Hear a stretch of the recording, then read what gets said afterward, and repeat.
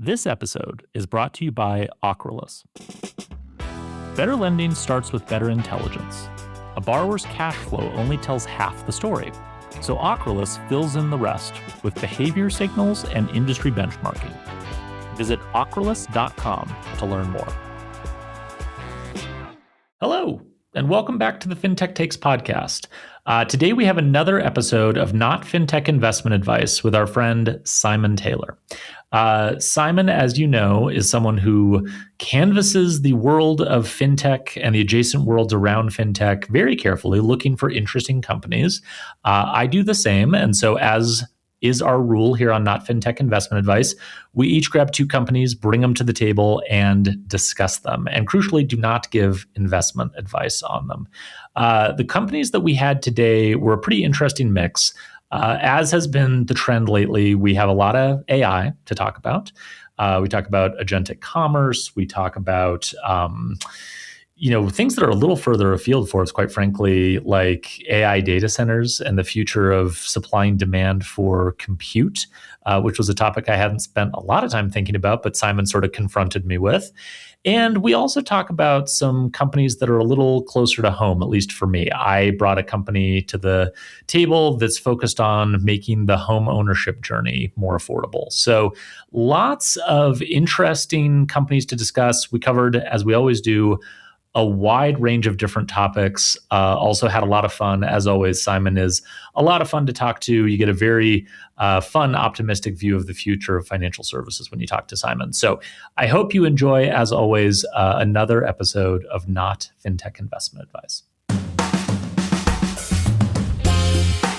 This is Fintech Takes, the podcast keeping you in the loop on all the latest fintech trends, news, and ideas.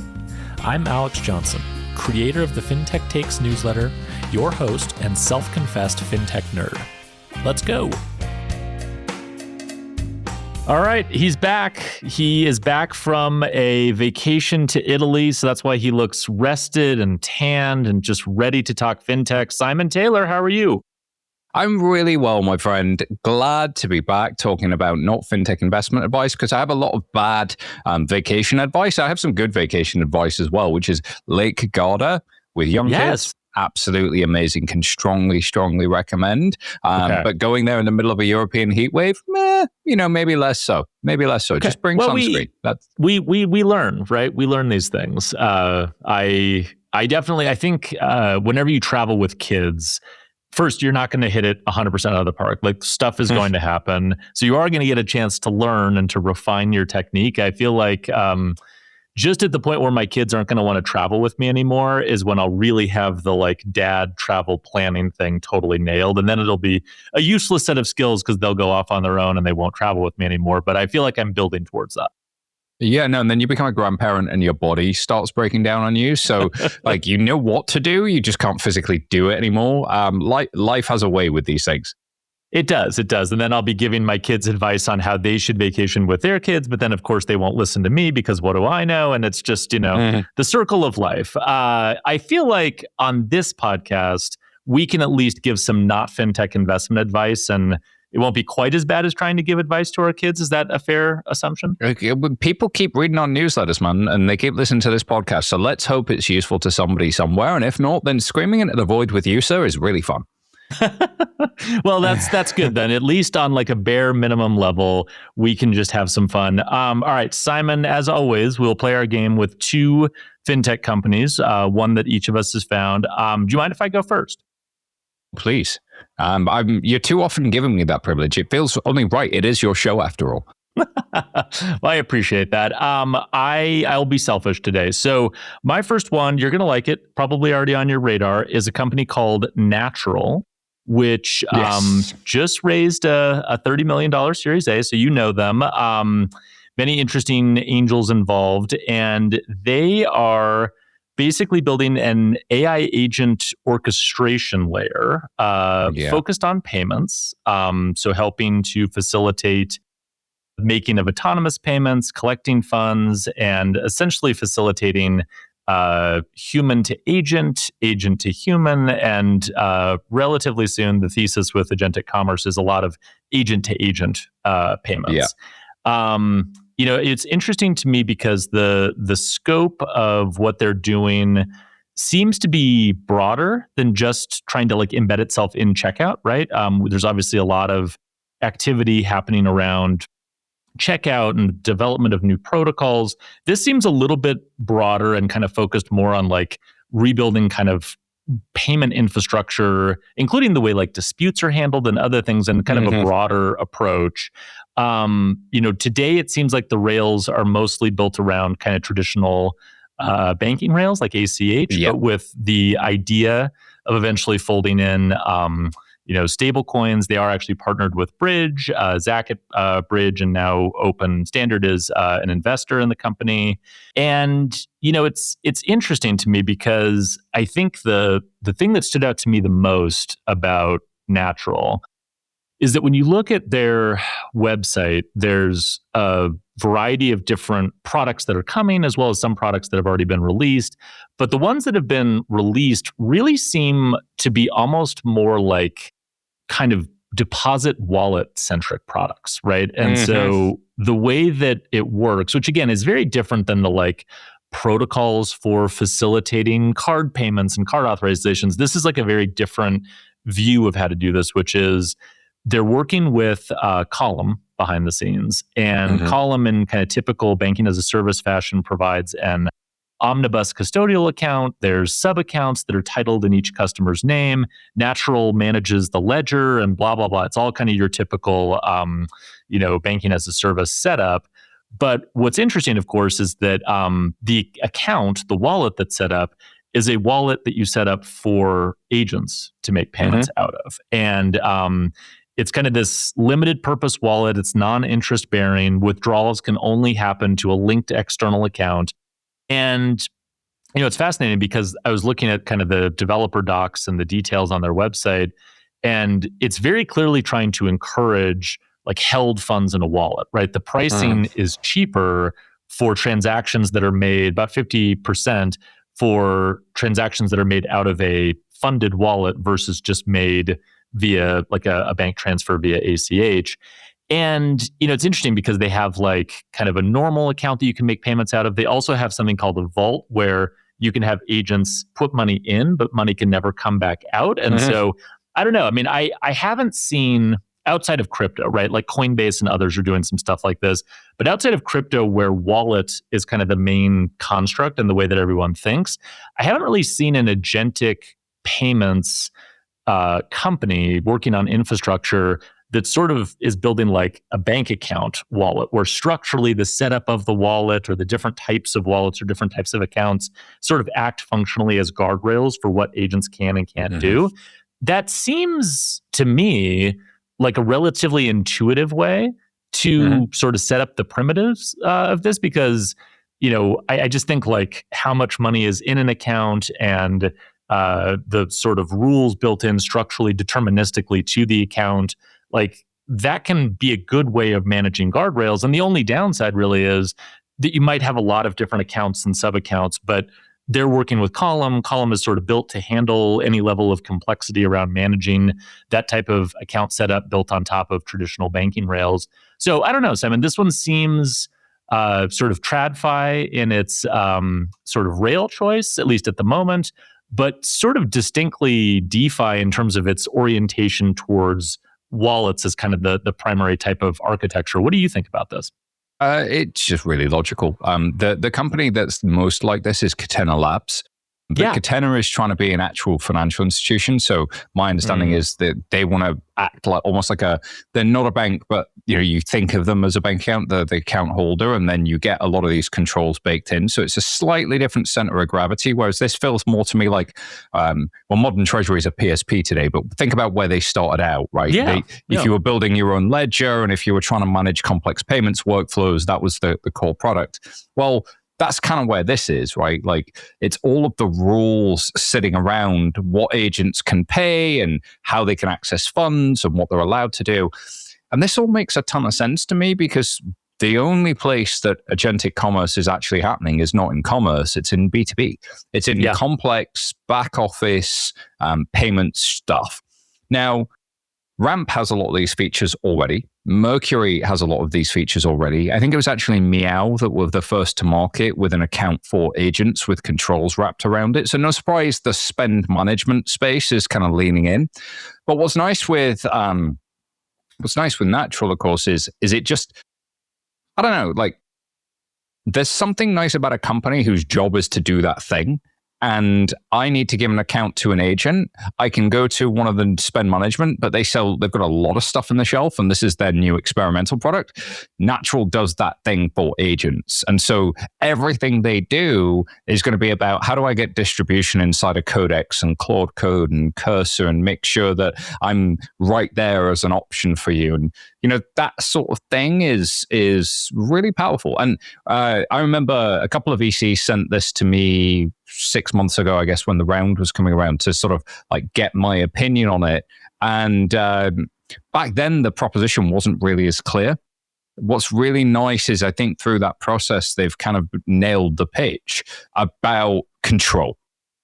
The fundamental thing that Natural is selling you is control of agents, control of who they pay, that you're always going to know which agent accessed which bit of money and who the legal identity is that is behind that agent.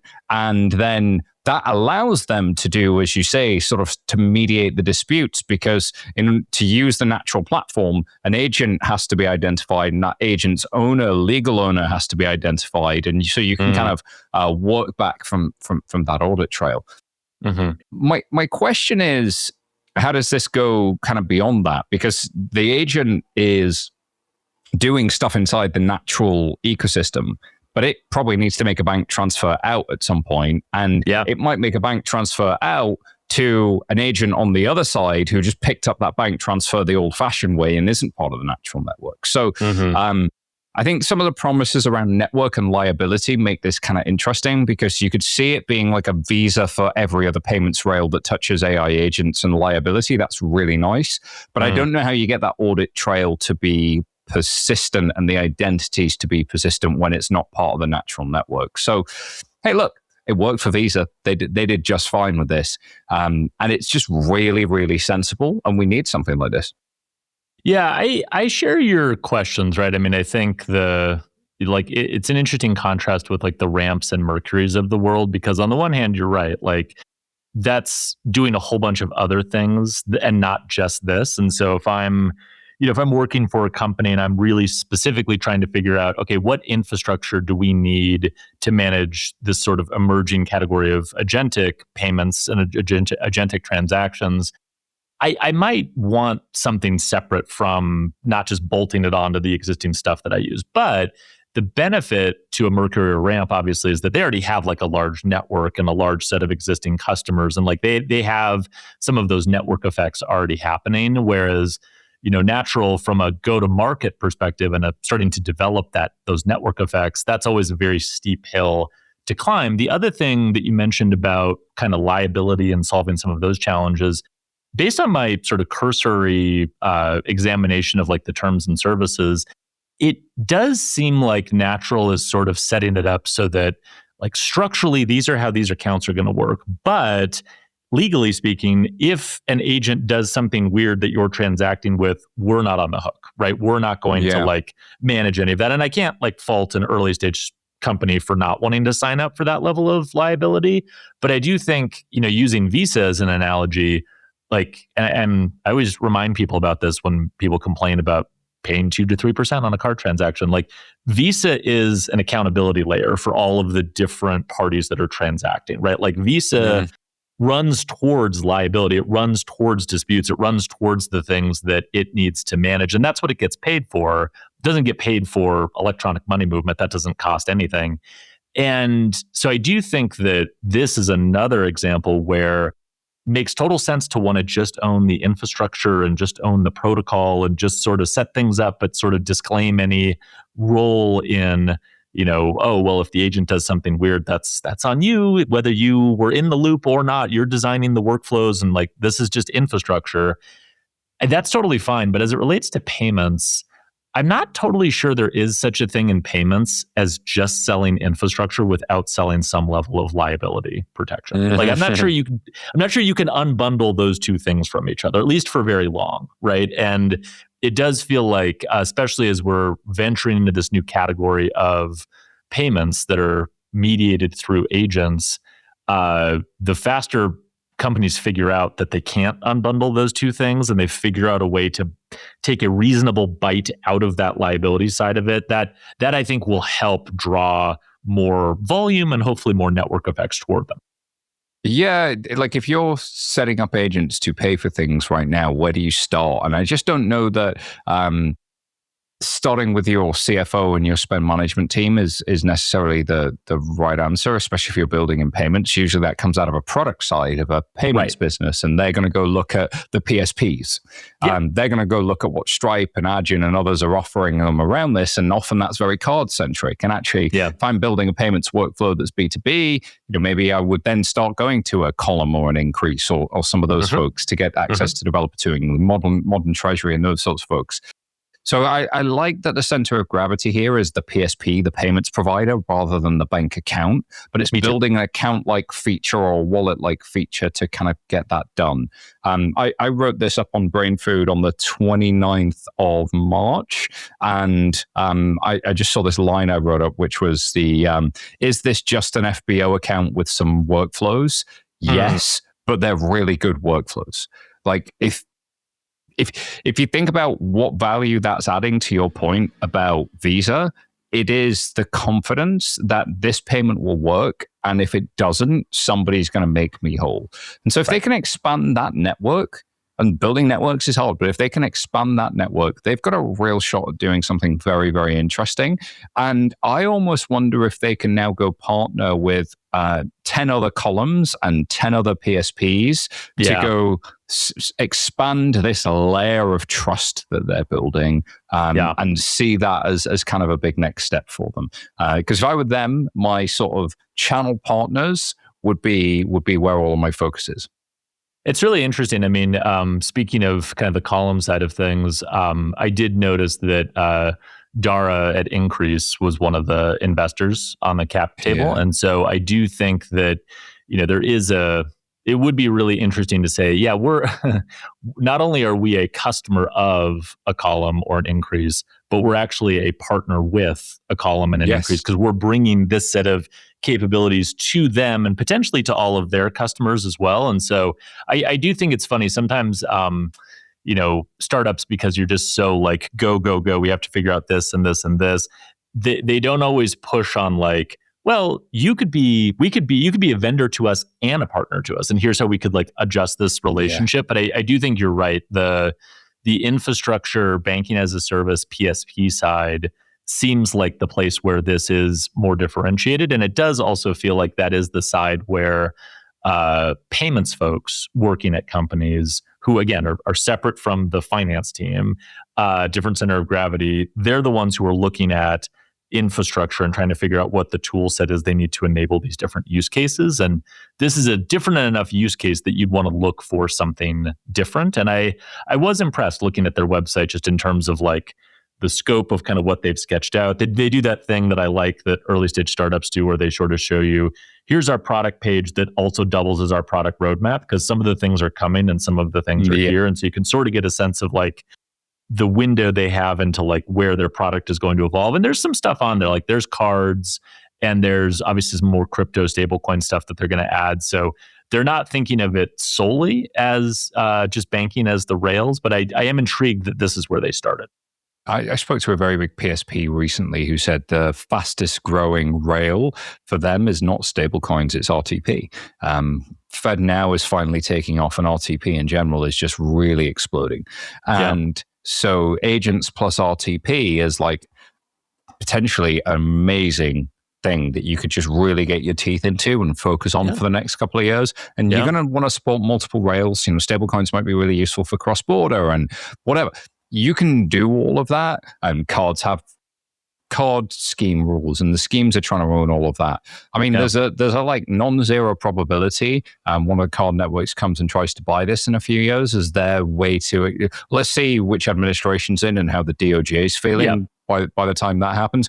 But like, you could see this being a logical extension of kind of what they do. And it's really clean, but it does need a liability framework, because the genius of those networks is who pays what in what scenario.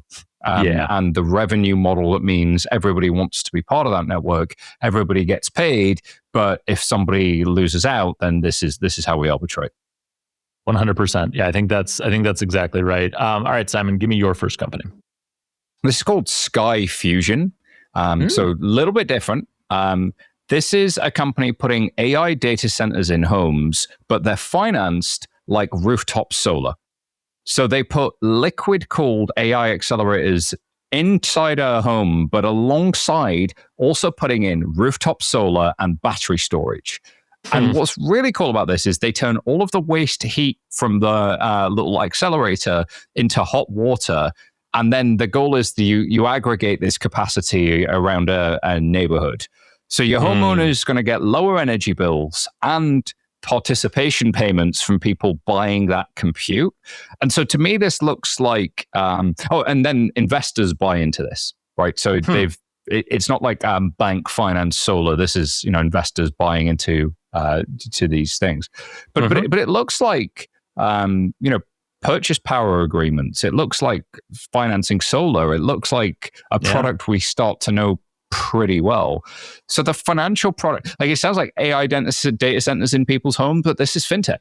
And so look, solar and batteries are like this proven financeable asset that I think we understand. But what we don't know is, will contracted inference capacity be something that people are willing to pay for? Will it even work? Will it be reliable? Will it be performant?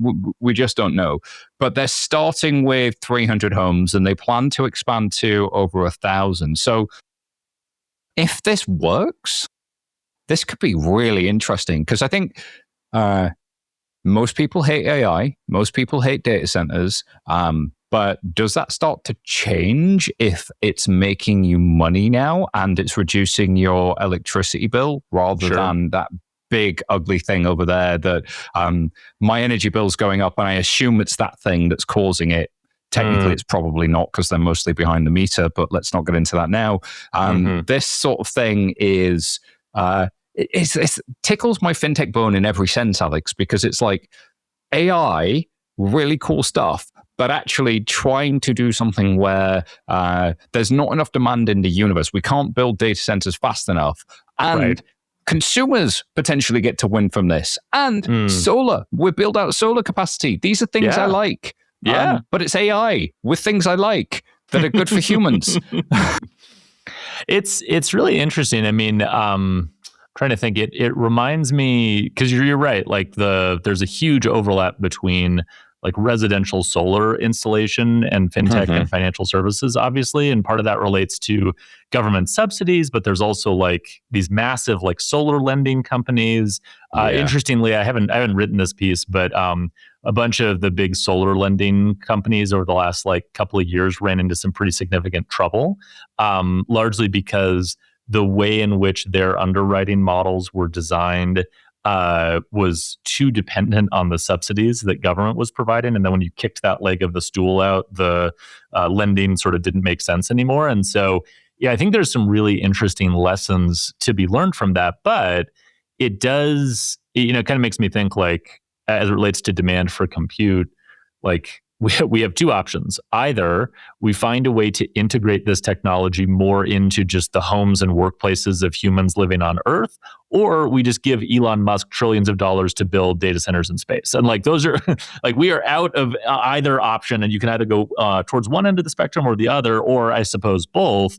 And obviously Elon is going to be trying to build data centers in space, but this feels like a much more like practical, they use the word decentralized or distributed on their website, like much more distributed approach for solving this problem. And I mean, just thinking about it from my vantage point, like, I own a roof. I consume Good for electricity. you, man. Thank you. That'll be helpful in the Montana winter.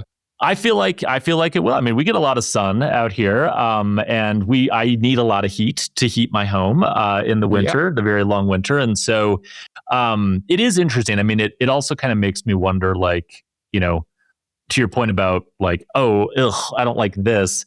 Like, that's always how everyone reacts, right? Like, hey, we're going to buy this huge amount of land near your house and turn it into a massive solar farm. Well, I don't want that. No one else wants that. It's ugly. It's weird, blah, blah, blah. Like, I don't care for it, even if it ostensibly has positive social benefits for all of us. But if we break that solar farm apart and say we're going to put one of these panels on every one of your roofs, and you are all going to get to realize your own personal benefits from this, that in aggregate will also serve the greater good. Now I'm super intrigued, and I'm like lining up around the block to get this installed in my house. And so I do think there is this sort of interesting question with infrastructure. And I'm not like a energy infrastructure expert or anything, but just from my observation, it does feel like there's this interesting, if it's the wrong size and shape, no one likes it. And if it's the right size and shape, everyone likes it. And if it's the right size and shape, but it's sort of difficult to get started, difficult to like install, well, that's where finance comes in. Like, the beautiful thing about financial services is financial services can reshape itself around any size or shape need that exists in the market. Like, it's very fluid that way. And so, to your point, I mean, they use the term financeable a lot on their website. Like, they're clearly thinking about that as like a very early, we have to make it easy for investors. We have to make it easy for homeowners. Like, we have to make it easy to finance this installation. It's a really intriguing idea. This episode is brought to you by Ocrolus. Every small business runs on its own financial rhythm. Revenue patterns and operating cycles look completely different across industries, and financial data alone doesn't capture that context. Ocrolus turns financial data into decision intelligence, pairing AI-powered cash flow analytics with borrower behavior signals and industry benchmarking.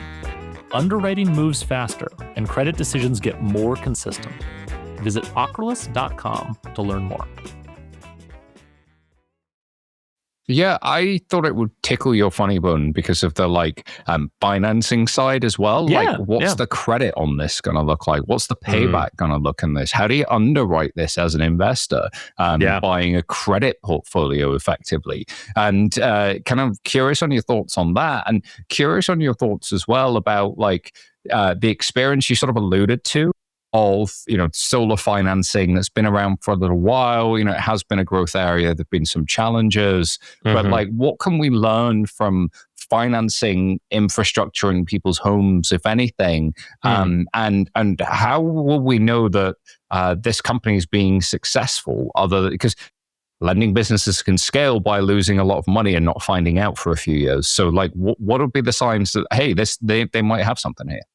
Yeah, I mean, I think the thing that needs to develop, that I think hasn't quite developed yet, but is interesting to kind of think about, is the broader market for compute, right? And I think that's the thing that's hard, is that electricity is easy because we know exactly how it's metered. It's metered the same everywhere.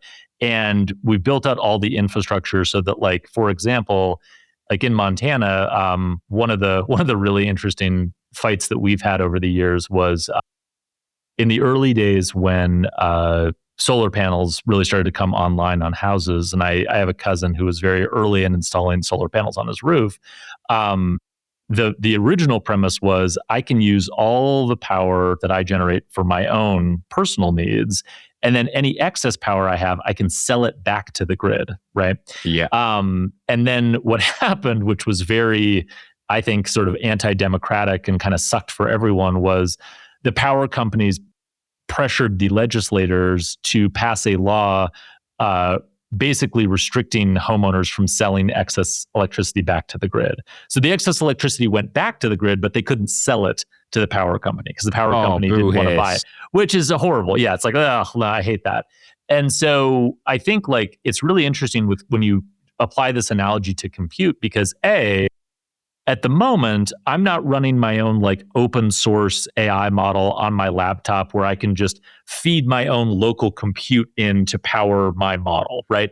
At some point, probably in the future, I will have that option, much like electricity. Like I can kind of DIY my own compute setup for my own individual house. But at the moment, that's not how the commercialized version of any of these AI products or experiences works. I think that's one area where we need to sort of make some progress. And then the other area is I, as an individual, need to be able to essentially sell my excess compute. And I don't think there's, at least based on the very early look at this company, like it's very early in terms of figuring out like how do individuals monetize their own compute resources.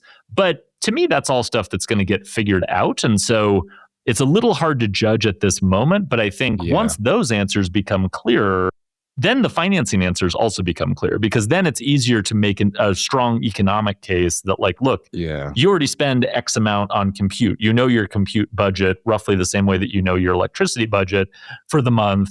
And you know what any excess compute you generate would be worth on the open market. Then it becomes a much easier thing to finance. But obviously, the infrastructure for all of this needs to be built in advance of a lot of these things existing. And so I can understand the need for this company to get started now, even if the answers to some of these questions are not totally clear.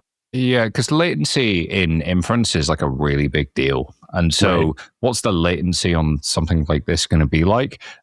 If you are doing some pre-training or some RL and you're not as cost sensitive, then there's probably like, and there's nowhere else to get capacity. And these guys can get you, 1,000 H100s to train on. Hey, somebody's going to go and buy that. And if that's more affordable because of the setup than, what you can get from the open market at that point, that's probably going to make sense. I do think that competition for pricing per gigawatt hour of H100 is something that's really starting to, there's Prime Intellect and Silicon Data and a few others that are starting to list it on the CME. Kalshi have started to list this stuff. It is like energy futures. There's a market here for inference that's starting to emerge. How competitive is the home provider in that, and how effective is it in terms of performance? Or is this, as you say, a way to finance the enthusiast? I've got my eyes on an M5 Ultra, and would be quite happy to have that Mac Studio sitting here. And look, a lot of companies are thinking the same thing. If you're sort of running your own mid-sized businesses and running your own workflows, at this point, Jack Dorsey just open sourced Buzz, which is a better version of Slack, and it's free. And it works way better with AI agents as a dashboard, and you can run it all locally. Like, there's a bit of a return to that, and that's nice for the enthusiast. I also think about the SMB space. I also think about the business space of like how many people have got sticker shock from their Anthropic bill in the first half of this year, and how many people are starting to finally think differently as we've protested a lot about vendor lock-in, and thinking, how do I bring this on-prem? Oh, well, I need an entirely different set of infrastructure. And sure, I could go buy 10 RTX 6000s on a credit card, but if I wanted to do something more meaningful, then maybe is the way to do that. So I think this points at a lot of interesting things. To your point, I don't know where it goes, but I found it interesting nonetheless. And by poking around at these things, you learn.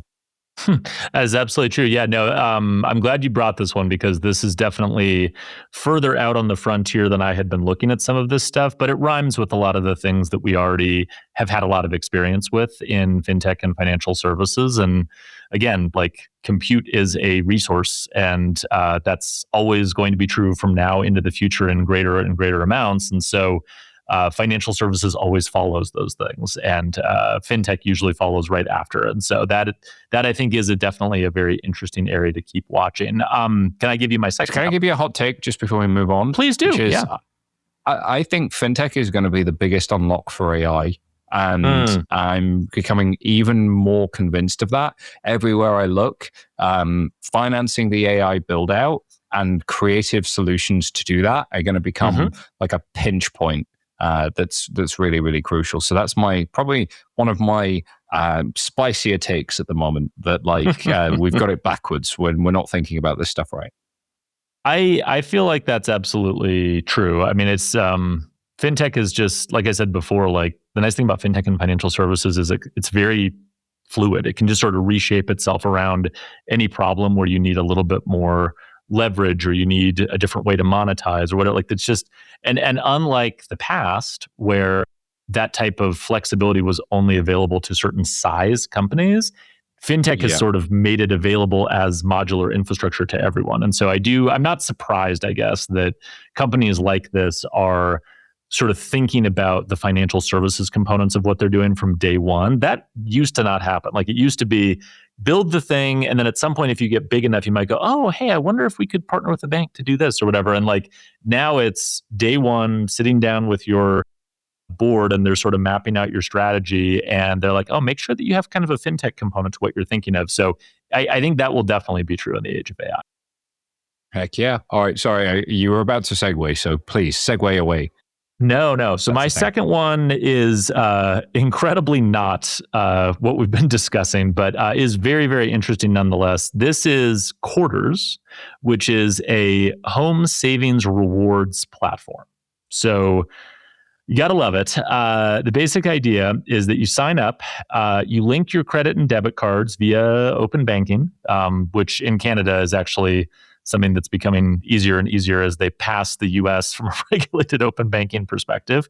Again, my apologies to my Canadian friends who I've mocked in the past over open banking. Like, you guys, slow and steady wins the race. Well done.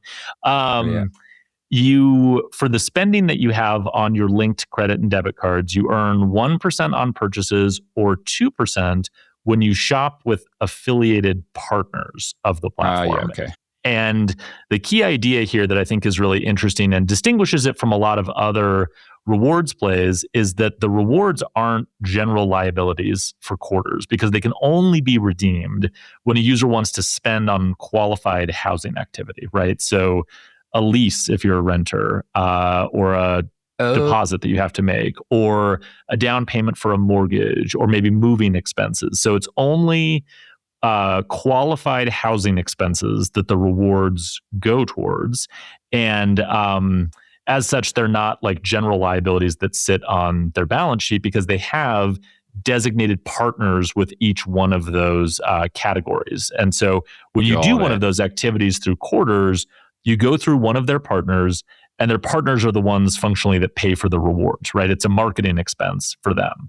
And so what's interesting to me about these guys is it's almost an inversion of the Bilt model, right? So instead of using housing spend to drive non-housing spend and then monetizing that via interchange, which is what Bilt is doing, these guys are using non-housing spend to drive housing spend, and then monetizing the lead generation when they're driving people to these affiliated partners that they have. And the bet that they're making fundamentally is that the rewards that make housing feel more accessible will drive everyday spending behavior. So the general thinking is, if you are sort of a young person and you're concerned about never being able to own a home, and then you're working with this platform, your sort of anxiety, your hope, your desire to eventually become a homeowner will sort of act as this like center of gravity that will pull your everyday spending towards it, because you want to feel like you're making progress towards this goal.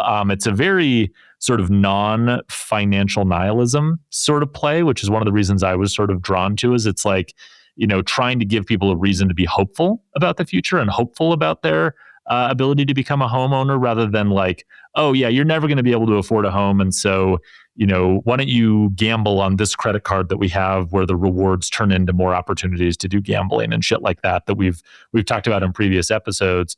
From a monetization perspective, Quarters monetizes through merchant fees for boosted offers, and then fees from their real estate and landlord partners. So the landlord and real estate partners are those ones where you're redeeming the rewards and they're getting a new customer. But they also have, going back to that 1% versus 2%, the 2% is those like boosted offers that they can deliver through the app, where it's like, hey, shop with so-and-so using your linked card, and you'll get more rewards for that behavior because they want to try to capture you. And so once you're a part of this platform, they can make kind of merchant targeted offers available for spending, which is another thing that Bilt and others have done. So it's very similar kind of structurally, mechanically to Bilt, but it inverts the whole model from housing spend rising non-housing spend to non-housing spend being driven by a desire for home ownership. So what do you think about the this? inversion. I love the inversion, number one. Number two, this is ad fintech, because the merchant funded offers is, so it's a known thing. Like there are God knows how many websites around the world where you can link your card or open banking, and a lot of neobanks have this now. And you can light up the rewards, but you have to opt into that reward from that merchant, and then the next spend you make has this, discount or cashback or whatever. And that is essentially treating the merchant as a marketing channel. It's advertising for the merchant. It maybe brings some more transactions. It doesn't cost them so much, and it's kind of, that's known. It's a category. It exists, but there's like a bunch of nerds who are really value focused. It's the coupon collectors for the digital age. That exists. What I like about this is it's coupon collecting on one side and then fixing my house on the other side. And so by limiting where it goes to, you create this really interesting connective tissue between your everyday spend and that thing that you want to do in the long term. And you can sort of see that horizon. And by then limiting who you can spend it with, they make sure that they're able to monetize when you do spend it. It's like, hey, we brought transactions to the people that boosted the offers, and we brought transactions to you. So we're monetizing both sides of this marketplace. I like it. My brain has a little flux capacitor. It's it's kind of on the top of the Y. It's the merchant funded offers, and then the real estate offers on the way out, and then down at the bottom is hey, I get my house. It's really nice because it's trying to encourage the right sort of behavior as well, with bits of fintech infrastructure that already exist that you can just go use. I would be curious about traction. Does this grow beyond a really nice niche? Like all of those coupon collecting digital things, they're perfectly fine businesses. And if you want to go build one and you're successful, good for you. But wouldn't this be great if it was helping with, the affordability, which, is an issue everywhere in North America, not just the States? And could it help a generation of people feel like owning a home and or just renting a home is just a bit more doable? That'd be a really nice thing. So I don't know if they said anything about traction or how they're going to go about distribution, but would be interested.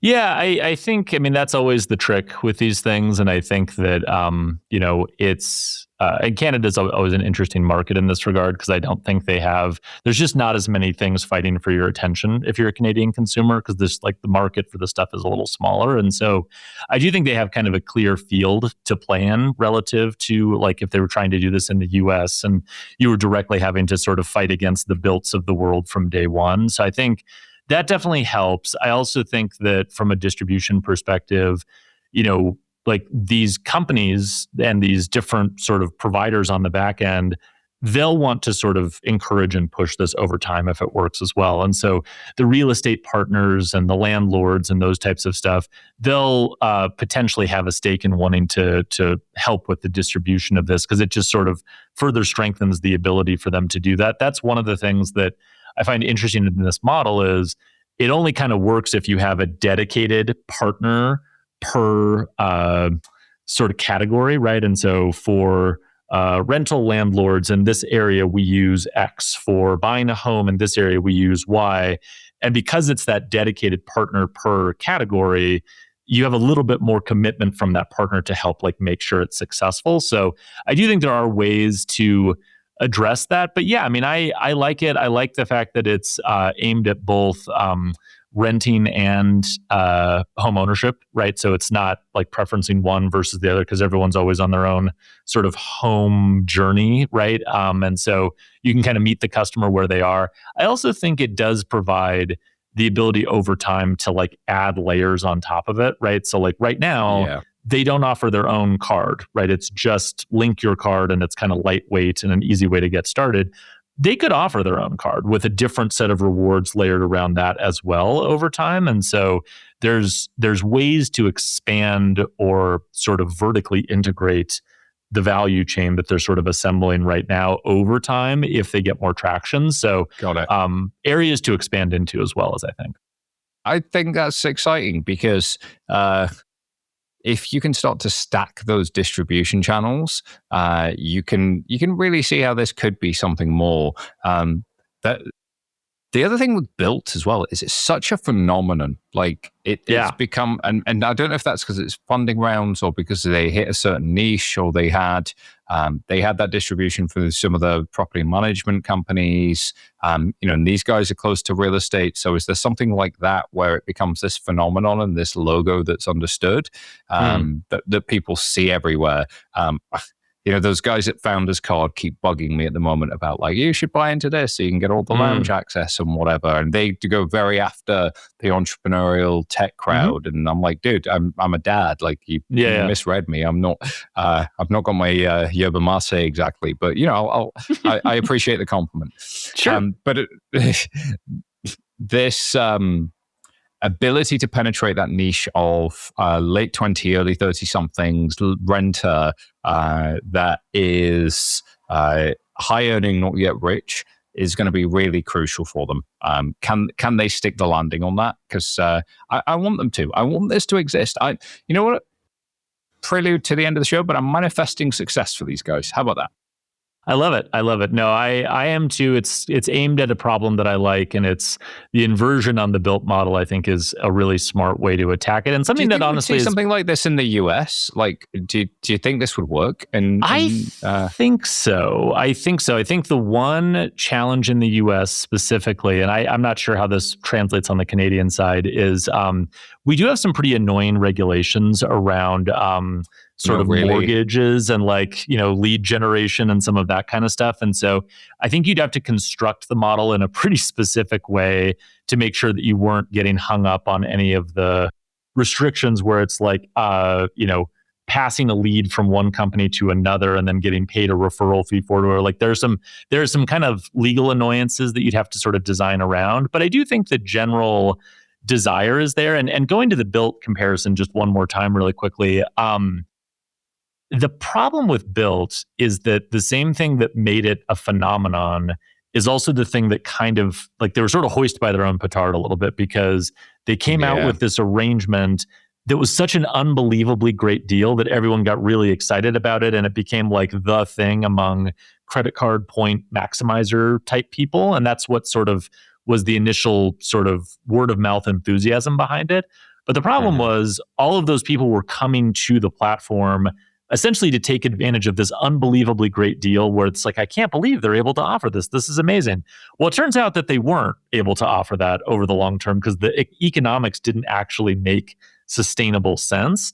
And what you've seen with kind of the transition to Bilt 2.0 and everything that's happened more recently as they've switched to a new issuing partner is that like once they had to sort of reel that deal back in and make it something that actually does make more economic sense, they engendered quite a bit of blowback from their customers and their fans because of that. And so the other thing I like about this model is going to your point about like, I'm a dad, I just want something kind of more sensible. This, I think, appeals to people who aren't looking for sort of an unbelievable deal that they can arbitrage until it goes away. Like this is more for someone who wants a steady, slightly more rewarding path to home ownership over a long period of time. And that to me feels like a more sustainable, if slower built sort of acquisition and user base. Like it might not explode the way that Bilt did, but I also think that it's more sustainable. Okay, that's exciting. Well, fingers crossed for them, man. This is a different model, but hey, it's very Canadian. Not as flashy, but maybe more sustainable. It is. And that seems to have been the case. All right, give us your last one real quick, Simon Taylor. Okay, so this is Dorado. And on the surface of the Dorado looks like every other mobile app for stablecoins for Latin America. But then you go to their homepage and you click the for business page, and things get a lot more interestingly. So it allows businesses to hold, send, and spend US dollars from what looks like a simple Mercury-like checking account. They bring you through KYB without like having to form a US LLC or Inc.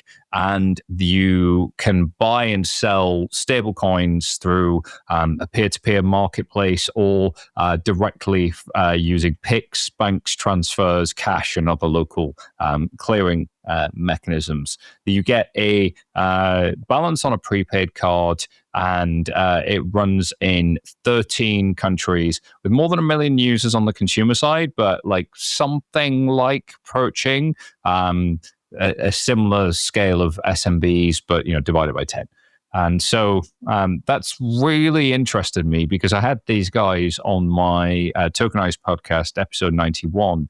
And what they said is their SMB side is exploding for import exporters. So imagine you're a business in Bolivia and you do import export and you want to work with a Chinese supplier to import your goods, to manufacture it, to then export it. Or you want to work with India, or you want to work with... If you're in Bolivia, the correspondent banking system is incredibly slow and incredibly expensive. And your banks will charge you the market rate for that, and they're getting charged the market rate for it. So you are at the bottom of the pile when it comes to trying to get access to dollars and move money internationally, even though you build widgets on in a manufacturing site in Bolivia for whatever, for the construction industry, or you name it. And so I saw this pass by and I thought it was quite interesting. And then when I spoke to the founder, I was like, oh, that's a whole lot more interesting than it first appeared. And what he told me is their business profile is skewing so traditional that they've actually opened a branch. Because people want to go to a physical space, look somebody in the eye and say, I need to trust that you're real. There are so many things on the internet. There are so many things that say stable coins. How are you going to build that more durable presence? And so interested to see these guys expand. They do have customers in Venezuela, which, there was a company that had some issues with that sort of stuff. But I think the founders are Venezuelan, and I think they've been trying to be pretty smart about this stuff.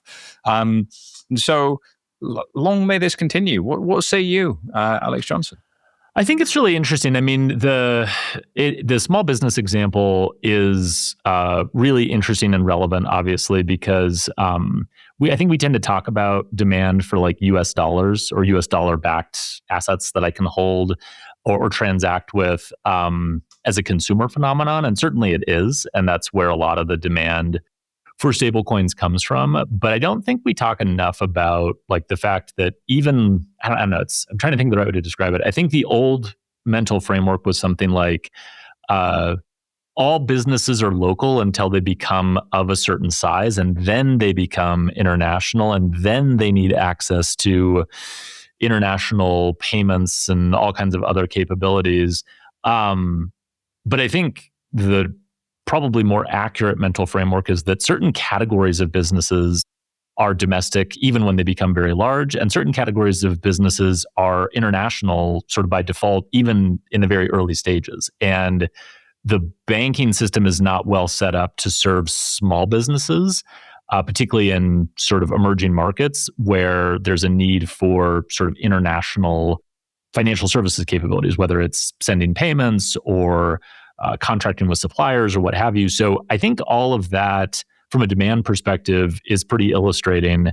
I think the question I always run into with this category of use cases is it does bump up against, in a really interesting way, the sort of like geopolitical realities of operating in countries that the small business owner or the consumer wants to have a U.S. bank account, wants to transact in U.S. dollars, but the country that they live in, the government of that country, sort of doesn't really want them to do that. And different markets have different dynamics. None of them are the same, but like Venezuela being an example, they've had their run-ins with the crypto industry and with stable coins and launching their own stable coin backed by oil revenue. And like every country has its own kind of like love-hate relationship with this. And particularly in countries where this is a way around those countries' governments and their monetary systems, I do think we're still in the early stages of sort of what the blowback on that will eventually be. And so that's the only kind of like, if I was investing in companies in this category, that's the only like wargaming long-term thing I'd been thinking about is like, how is this compatible with, because like you mentioned Pix as an example, like Pix is great, but the Brazilian government doesn't really want Pix to be a doorway into avoiding its currency, right? Like that's not what they built or a doorway Pix into for. avoiding the controls it puts on its currency via the banks, right? Like because that's the thing the banks would say to this, which is like we could do this too if we didn't have to follow all of these laws and regulations that each country we're licensed in makes us follow. Right. And again, like there's the thing I always struggle so much with this is like banks will say that, and then it turns out like 40% of the answer for why they don't do it is actually we could do it, we just don't really want to because it's not really that interesting as a business to us. And so it's always not going hard to make a lot of money for us. Well, right. So it's always really hard to untangle like what is the actual compliance barrier stopping versus what is just the inertia and laziness of the banks that are the only regulated answer for doing this. So there's a gap between those two for sure. But I do also think that as stable coins kind of pry open that gap and look for opportunities, and these markets are exactly where these opportunities are, I don't think we've seen the end of the story in terms of the countries that are being impacted by this and the governments in those countries kind of pushing back in some ways. So that's the only thing I would flag. But otherwise, I think it makes sense. I do think to your earlier point about like bad actors who have sort of tried to go after these same opportunities, a lot of it is just quality of execution, right? Like you have to be very careful in how you do this. But if you are careful, I think there are tremendous opportunities here. And again, like I never want my criticisms of many of this stuff to feel like, oh, me being insensitive to the needs of the small business owner living in this country. Like their needs make complete sense to me and they need a solution. So I similar to you on the last one, I would very much like to manifest a compliant, sustainable version of this idea that really solves for the needs of those small business owners, because that is a very legitimate need in the market. When we built the correspondent banking networks and infrastructure, the global south wasn't as big a part of the global economy as it is today. Now it is. Right. And it's the growth engine for the global economy. And so fundamentally, the hub and spokes networks we have and this sort of like chain of correspondence where I go from one bank to another bank to another bank to another bank is where the banking system set up all its rules and regulations. But it's quite useful that we have this other thing that's maybe a little bit in a gray area, but also very modern. And, we will mature around that. The Bank of International Settlements has been banging the drum forever that like this is currency evasion and it's going to be risking sovereignty. And so the central bankers are already talking about this stuff. But then, what can you practically do? Nigeria's tried to ban stablecoins twice, I think. I don't know how many times China's banned it. 4, 5. How enforceable is a ban at this point? The genie is out of the bottle and the tether is out of the bottle. It exists. So the question is how you build a better product, right? Like the way you compete with Napster is by building Spotify. The way you compete with Tether is by building better stablecoin products that work better with the local infrastructure. And I think this is what Brazil's trying to do. If you look at their central bank, some of their movements were read by the presses banning stablecoins. They weren't. What they were saying is, we want to see this activity and we want to understand the risk profile. Very different thing. I think that's exactly right. And I think Brazil is a good test case for this, where it's like, both an economy not quite in the same straits as like a Venezuela or elsewhere, combined with a central bank that is much more open to fintech innovation. Like in markets like Brazil, I think you will see a reasonable middle ground emerge where there's common sense things that someone like a Tether might not totally want to play nicely with, but others in the market will. And central bankers will realize like this isn't something we can just stop entirely. So we have to find a way to work with it. Simon, I feel like A, we're at the end of our time, and B, we already did manifest a couple of things that we'd like to see happen. So with that, I will let you go since you've been very generous with your time, but I hope I can intrigue you to come back again. You're talking about new fintech companies where we get to learn, and we also get to have a bit of dad chat before we record. This is my dream. I will be back many, many times, and I hope everybody listening and watching enjoyed the show too. All right. I appreciate you, sir. Thank you. Bye for now.